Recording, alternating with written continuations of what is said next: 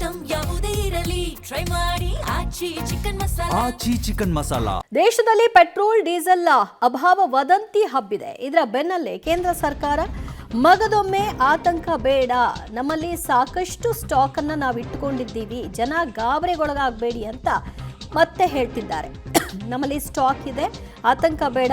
ಮತ್ತೆ ಈ ರೀತಿಯ ಸ್ಪಷ್ಟನೆ ಜನರಿಗೆ ಕೇಂದ್ರ ಸರ್ಕಾರದಿಂದ ಮುಂದಿನ 2 ತಿಂಗಳಿಗೆ ಆಗುವಷ್ಟು ಕಚ್ಚಾ ತೈಲ ಸಂಗ್ರಹವನ್ನ ಮಾಡಿಕೊಳ್ಳಲಾಗಿದೆ ಅಂತ ಕೇಂದ್ರ ಸರ್ಕಾರ ಹೇಳ್ತಾ ಇದೆ.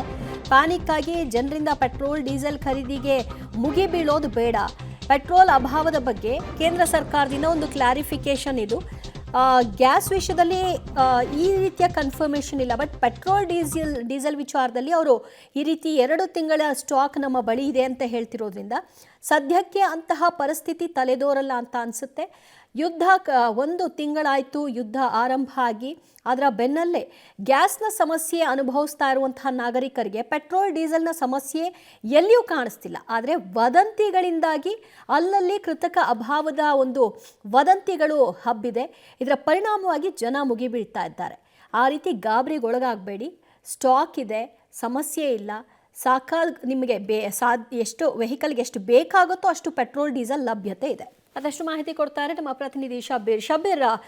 ಪದೇ ಪದೇ ಕೇಂದ್ರ ಸರ್ಕಾರ ಪೆಟ್ರೋಲ್ ಡೀಸೆಲ್ ವಿಷಯವಾಗಿ ಹೇಳ್ತಾ ಇರುವಂತಹ ಪಕ್ಕಾ ಕ್ಲಾರಿಫಿಕೇಶನ್ ಏನಿದೆ ಅದು ಗ್ಯಾಸ್ ವಿಚಾರದಲ್ಲಿ ಕಾಣಿಸ್ತಿಲ್ಲ.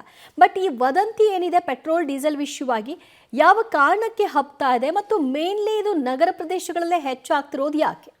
ನೋಡಿ, ಪೆಟ್ರೋಲ್ ಡೀಸೆಲ್ ಕೊರತೆಯಾಗಿದೆ ಅನ್ನುವಂಥ ವದಂತಿ ಕರ್ನಾಟಕ ಸೇರಿದಂತೆ ಬೇರೆ ಬೇರೆ ದೇಶದ ಬೇರೆ ಬೇರೆ ಪ್ರಮುಖ ನಗರಗಳಲ್ಲಿ ಕಾಣಿಸ್ಕೊಳ್ತಾ ಇರುವಂಥದ್ದು.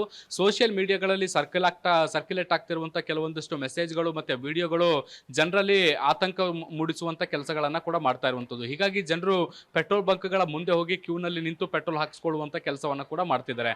ನೋಡಿ, ಇದೊಂದು ರೀತಿ ದೊಡ್ಡ ಮಾಫಿಯಾಗಿ ಬದಲಾವಣೆ ಆಗ್ತಾ ಇರುವಂಥದ್ದು. ಕೆಲವೊಂದಿಷ್ಟು ಪೆಟ್ರೋಲ್ ಬಂಕ್ ಮಾಲೀಕರು ಉದ್ದೇಶಪೂರ್ವಕವಾಗಿ ಈ ರೀತಿಯಾದಂಥ ಕೃತಕವಾದಂಥ ಅಭಾವವನ್ನು ಸೃಷ್ಟಿ ಮಾಡ್ತಿದ್ದಾರೆ. ಇದರಿಂದ ಜನರು ಆತಂಕಗೊಂಡು ಪೆಟ್ರೋಲ್ ಡೀಸೆಲ್ ಅನ್ನ ಹೆಚ್ಚು ಪ್ರಮಾಣದಲ್ಲಿ ಖರೀದಿ ಮಾಡ್ತಿದ್ದಾರೆ.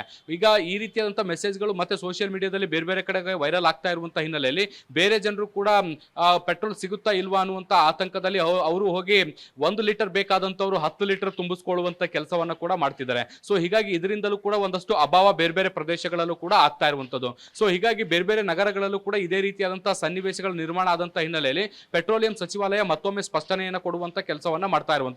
ಮುಖ್ಯವಾಗಿ ದೇಶದಲ್ಲಿ ಮುಂದಿನ 70 ದಿನಗಳಿಗೆ ಬೇಕಾದಷ್ಟು ಸ್ಟಾಕ್ ಈಗಾಗಲೇ ಇರುವಂತದ್ದು. ಸ್ಟಾಕ್ ನಲ್ಲಿ ಯಾವುದೇ ರೀತಿಯಾದಂತಹ ವ್ಯತ್ಯಾಸಗಳಾಗಿಲ್ಲ ಮತ್ತೆ ಪೂರೈಕೆ ಸರಪಳಿ ಕೂಡ ಸಮರ್ಪಕವಾಗಿರುವಂತಹ ಹಿನ್ನೆಲೆಯಲ್ಲಿ ಪೆಟ್ರೋಲ್ ಮತ್ತೆ ಡೀಸೆಲ್ ನ ಕೊರತೆ ಆಗೋದಿಲ್ಲ. ಹೀಗಾಗಿ ಜನರು ಪ್ಯಾನಿಕ್ ಆಗುವಂತ ಅಗತ್ಯ ಇಲ್ಲ. ಅಗತ್ಯ ಇದ್ದಷ್ಟು ಪೆಟ್ರೋಲ್ ಅನ್ನ ಮಾತ್ರ ತುಂಬಿಸಿಕೊಳ್ಳಿ ಅನ್ನುವಂತ ನಿಟ್ಟಿನಲ್ಲಿ ಮನವಿಯನ್ನ ಮಾಡ್ಕೊಳ್ತಾ ಇರುವಂತದ್ದು. ಸರ್ಕಾರದ ಮನವಿಗಳ ನಡುವೆಯೂ ಕೂಡ ಈ ರೀತಿಯಾದಂತಹ ಆತಂಕದ ವಾತಾವರಣ ನಿರ್ಮಾಣ ಆಗ್ತಾ ಇರುವಂತದ್ದು ಮತ್ತೆ ಕೃತಕ ಅಭಾವವನ್ನ ಸೃಷ್ಟಿ ಮಾಡಿ ಇದರಲ್ಲಿ ಲಾಭ ಮಾಡುವಂತ ಪ್ರಯತ್ನಗಳು ಕೂಡ ಈಗ ಸದ್ಯಕ್ಕೆ ನಡೀತಾ ಇದೆ. ದಿವ್ಯಾ, ಥ್ಯಾಂಕ್ ಯು ಶಬ್ಬೀರ್ ನಿಮ್ಮೆಲ್ಲ ಮಾಹಿತಿಗೆ.